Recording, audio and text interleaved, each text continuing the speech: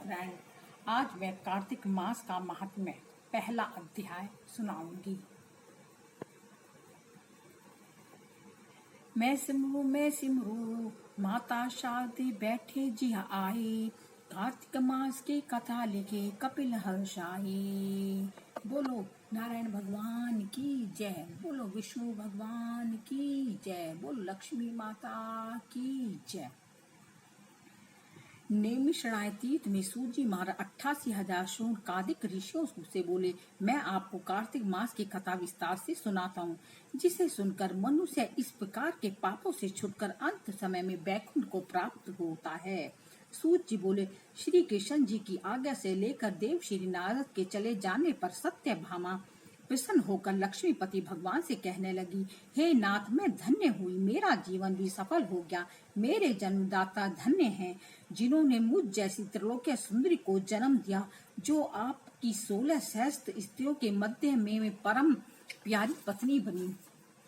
मैंने वह कल्प वृक्ष आदि पुरुष आपके साथ नारद जी को विधि पूर्वक दान में दे दिया है, परंतु वही कल्प मेरे घर लहराया करता है, जिस बात की मृत्यु लोक में कोई भी स्त्री नहीं जानती।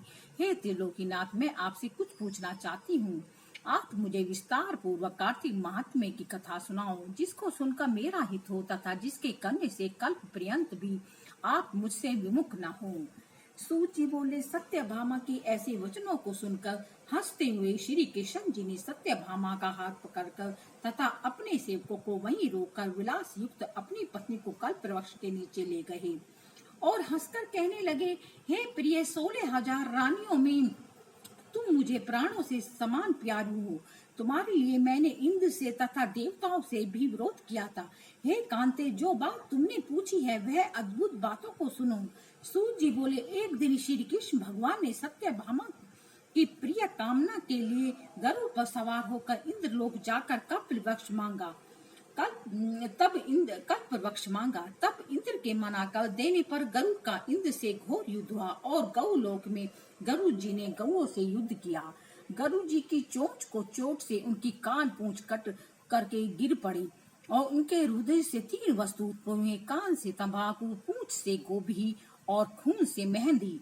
इन तीनों के प्रयोग करने से मोक्ष को प्राप्ति नहीं होती। तब गौओं ने भी क्रोध में भरकर गरुड़ को मारा, जिससे उनकी 3 पंख टूटकर गिर पड़े। पहले पंख से नीलकंठ, दूसरे से मोर, तीसरे चकवा चकवी उत्पन्न हुए। हे प्रिय, इनके दर्शन मात्र से ही शुभ फल की प्राप्ति होती है। यह सुनकर सत्यभामा बोली, हे प्रभु, मैंने पिछले जन्म में ऐसे कौन से दान, व्रत व जप की हैं, जिन मेरा कैसा स्वभाव था, मैं किसकी पुत्री थी और आप मुझे मृत्यु लोक में जन्म लेना पड़ा। मैंने ऐसे कौन से शुभ कर्म किए जिससे आपकी अर्धांगिनी कृष्ण भगवान बोले, हे प्रिय, जो तुमने पूर्व जन्म में शुभ कर्म किए उनका मैं विस्तार पूर्वक कहता हूँ। पूर्व समय में सतयुग के अंत में मायापुरी में अग्नि गोत्र में देव शर्मा नामक एक ब्राह्मण वेद वेदांत का जानने वाला रहता था। वह रोज अतिथियों की सेवा, हवन और सूर्य भगवान की पूजा किया करता था। उसके तेज सूर्य के समान तेजस्वी तथा उसकी वृद्धावस्था में गुणवती नाम की कन्या हुई।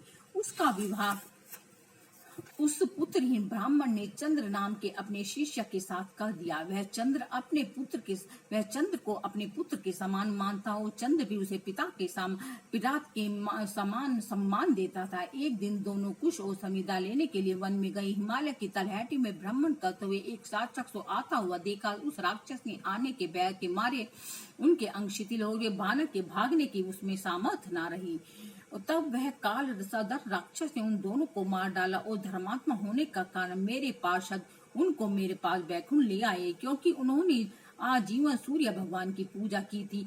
उस कर्म से मैंने दोनों पर अति प्रसन्न हुआ। शिव, सूर्य, गणेश जी व देवी, इन सब देवताओं की पूजा करने वाले सब स्वर्ग को प्राप्त होते हैं। मैं एक होता हुआ भी और कर्मों के भेद में 5 प्रकार बताता हूँ, जैसे एक देवता, पिता, भ्राता आदि नामों से बोला जाता है। जब वह दोनों विमान पर चढ़े हुए सूर्य के समान तेजस्वी रूप में चंदन माला धारण किए हुए मेरे भवन में आए तो दिव्य भोग भोगने लगे।